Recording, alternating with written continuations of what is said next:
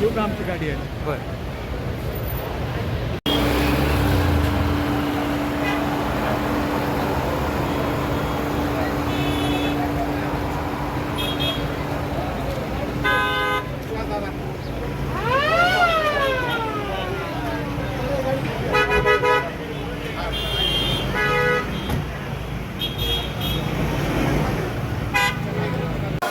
ताई समोर,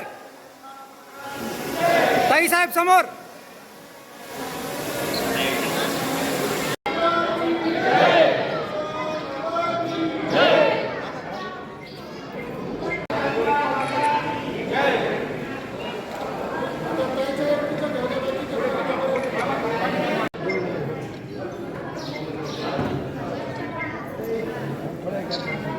आमच्या रेणुका माता मोठा देवीचं दर्शन घेतलेलं आहे. मुंडे साहेबांची अपार श्रद्धा मोठा देवीवर होती. मी अगदी लहान असल्यापासून मोठा देवीला येते.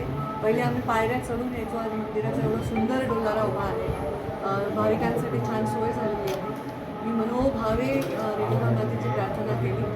साकडं काही झालं नाही. मी नेहमी देवाला हेच सांगते की बाबा मला हे सगळ्या गोष्टीतून बाहेर निघण्याची बुद्धी, शक्ती आणि आशीर्वाद प्रेम आहे आणि देवीवर असलेली श्रद्धा आहे.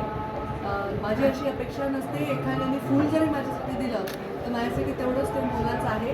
पण खेडकर परिवाराने एक चांदीचा मुकुट देवीला अर्पण केला आहे. मी म्हटलं अजून तर फक्त उमेदवारी जाहीर झाली, निकाल लागल्यावर काय अर्पण करायचं ते ठरवा. मी मुंडे साहेबांचा जो गोपीनाथ गड तयार केला त्याला सुद्धा गड ऊर्जेचा, आशेचा आणि प्रेरणेचा असं म्हटलं. तर प्रेरणा मिळते. परत कसं असतं काहीतरी एक शक्ती आहे जिच्या शैली आपण पाहतो आपल्या सगळ्या वेदना याच्या आणि आपल्या कामाला लागते.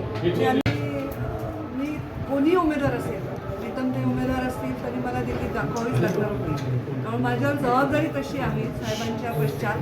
त्यामुळे मला जे साहेबांना दिसत होतं कदाचित ते दिसत राहावं अशी रेणुका मातेला प्रार्थना. मला अफवांचं, कारस्थानांचं, खोट्या विषयांचं आव्हान असेल. व्यक्तीसमोरचा आहे तो काही माझा शत्रू नाही बिचारा. तो जो कोणी असेल, तो कोणत्याही पक्षातून उभारला असेल तर तो काही माझा शत्रू नाही. तो निवडणुकीत एका विचारांवर लढतो. मग मला त्यांचं कधीच आव्हान नसणार. मला आव्हान असेल की जे बुद्धिभेद होईल त्याचं आव्हान असेल, बाकी